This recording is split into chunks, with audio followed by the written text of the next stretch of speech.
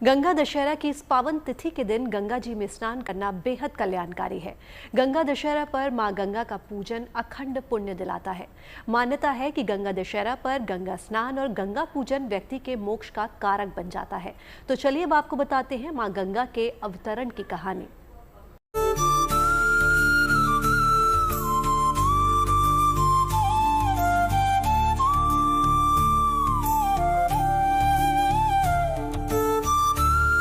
मां गंगा, जिनका अवतरण ही धरती पर कल्याण के लिए हुआ है।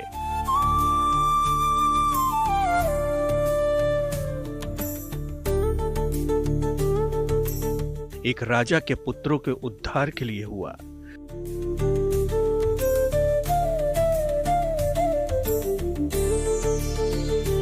मां गंगा, जिनके वेग को धारण करना सहज नहीं था, इसलिए देवों के देव महादेव ने अपनी जटाओं में मां के वेग को स्थान दिया, जो धरतीवासियों की जीवन दायिनी बन गई, मुक्ति का मार्ग प्रशस्त करने वाली सरिता बन गई। देखिए, इस दिन ब्राह्मणों को, गरीबों को भोजन कराना चाहिए। प्रातः काल सूर्योदय के समय जगकर स्नान कर गंगा में स्नान करिए, भगवान शिव का विधिवत पूजन करिए और विधिवत पूजन करने के बाद नाना प्रकार के दान, पुण्य, भोजन इत्यादि जो भी कर सके अपने जीवन में करिए। उससे समस्त मनोकामनाओं की पूर्ति हो। मां गंगा जिससे जुड़ी है एक ऋषि के शाप और एक राजा के तप की अनूठी कहानी। प्राचीन काल में एक राजा हुए जिनका नाम था सगर। राजा सगर के अश्वमेघ घोड़े को देवताओं के राजा इंद्र ने पकड़ लिया और कपिल मुनि के आश्रम में बांध दिया। अश्वमेघ घोड़े की तलाश में राजा सगर के 60,000 पुत्र निकल पड़े। जब उन्होंने मुनि के आश्रम में घोड़े को बंधा देखा तो आश्रम पर ही धावा बोल दिया। तप में लीन कपिल मुनि की आंखें खुल गईं। मुनि की आंखों में ज्वाला उठी और सगर के 60,000 पुत्रों को पल भर में ही राख कर दिया। राजा सगर के एक और पुत्र अंशुमान को जब इसका पता चला तो कपिल मुनि से अपने भाइयों की आत्मा के उद्धार की प्रार्थना की। कपिल मुनि ने बताया कि अगर पवित्र गंगा का जल भस्म हुए सगर के पुत्रों पर छिड़का जाए तो उन्हें मुक्ति मिल सकती है। अब सवाल था कि गंगा धरती पर आए कैसे।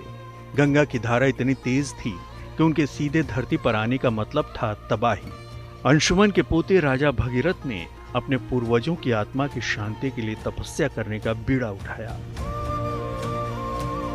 मां गंगा स्वर्ग से पृथ्वी पर अवतरित होने से पूर्व भगवान शिव के जटाओं में उतरी थीं। गंगा के वेग को रोकने के लिए भगवान शिव ने उनको अपनी जटाओं में बांध दिया, जिसकी वजह से उनको पृथ्वी पर उतरने का मौका नहीं मिला। इस बात का ध्यान भागीरथ को भी नहीं था। एक बार फिर उन्होंने भगवान शिव को अपनी कठोर तप से प्रसन्न किया और मां गंगा को उनके जटाओं से होते हुए पृथ्वी पर अवतरित होने का आशीर्वाद प्राप्त किया। तब जाकर मां गंगा पृथ्वी पर अवतरित हुई और राजा सगर के 60,000 पुत्रों को मोक्ष प्रदान किया। शास्त्र में बताया गया, नाना हमारे जो पुराण है, जो उपनिषद है, वो कहते हैं गंगा गंगेति यो ब्रूयात यो जनानाम सतैरपि।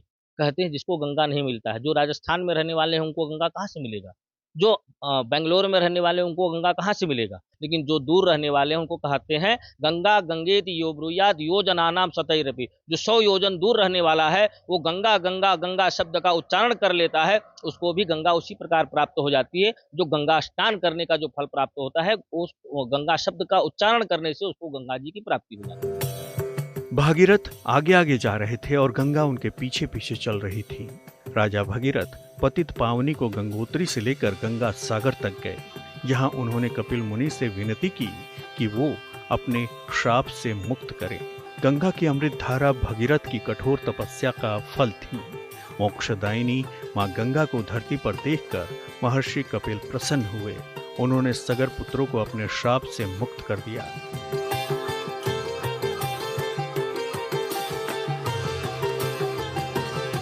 अपने पूर्वजों को श्राप से मुक्ति दिलाने के बाद भगीरथ ने गंगा सागर में ही अपने पुरखों का तर्पण किया। इस स्थान पर सगर पुत्रों को मोक्ष मिला था। कहते हैं यहाँ स्नान करने वालों को मां गंगा के साथ कपिल मुनि का भी आशीर्वाद मिलता है। आगे हम आपको बताएंगे कि क्या करें अगर आप पवित्र नदियों में स्नान न कर पाएं।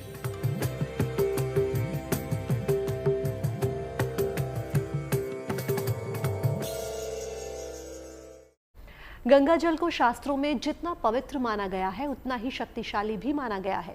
आयुर्वेद में गंगा जल को अमृत बताया गया है, तो ज्योतिष और वास्तुशास्त्र में गंगा जल संकटों का निवारण करने वाला बताया गया है। लेकिन इस तिथि पर अगर आप पवित्र नदी या सरोवर में स्नान ना कर पाए तो क्या करें, आइए जानते हैं।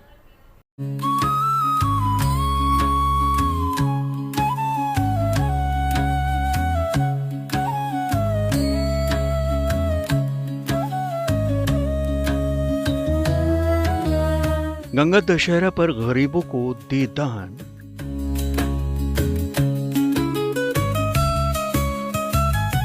दान से होगी पितरों की शांति और होगा कल्याण।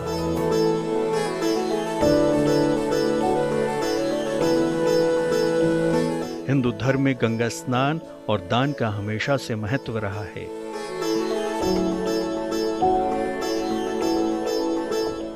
लेकिन गंगा दशहरा के दिन गंगा स्नान करने और दान देने से व्यक्ति को सभी दुखों से मुक्ति मिल जाती है। मान्यता है कि गंगा दशहरा के दिन किए गए दान पुण्य से 10 गुना अधिक फल मिलता है।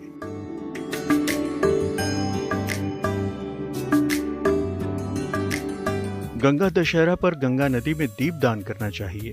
कहते हैं इस दिन पूजा उपासना और गंगा स्नान से सभी पाप धुल जाते हैं और कई गुना पुण्य फल की प्राप्ति होती है। देखिए, डुबकी लगाने का विशेष महत्व बताया गया विषम संख्या में। अगर रोगी है तो वो एक ही डुबकी लगा ले तो उसको उतना ही फल मिलता है। कहते हैं कि जो जिस प्रकार है, वो कहते हैं वहाँ पर कि जो हम जिस प्रकार हमारी सामर्थ्यता हो उस प्रकार हमको कार्य करना चाहिए। तो रोगी के लिए एक डुबकी बताया गया। जो साधु संत लोग हैं, कहते हैं संत लोग जो होते हैं वो गंगा को भी कष्ट नहीं देते, वो 3 डुबकी लगाते हैं। और ग्रस्तों के लिए बताया गया 5 डुबकी, और अन्य अपने संकल्प करके जितनी भी डुबकी आप लगा सकें उतना आपको फल प्राप्त होता है। लेकिन क्या करें अगर किसी पवित्र नदी तक न जा पाए? घर में ही शीतल जल से स्नान करें। जल में थोड़ा सा गंगा जल मिलाएं या तुलसी के पत्ते डालें। इसके बाद मां गंगा का ध्यान करते हुए स्नान आरंभ करें। स्नान करने के बाद सूर्य देवता को जल अर्पित करें। इसके बाद मां गंगा के मंत्रों का जाप करें। निर्धन व्यक्ति या ब्राह्मण को दान करें। मान्यता है कि गंगा दशहरा के दिन स्नान, ध्यान और तर्पण करने से शरीर शुद्ध और मानसिक विकारों से मुक्त हो जाता है। तो गंगा दशहरा पर मां गंगा की विधिवत आराधना कीजिए। जैसा आपका सामर्थ्य हो उसी के अनुसार गंगा दशहरा पर स्नान और दान कीजिए।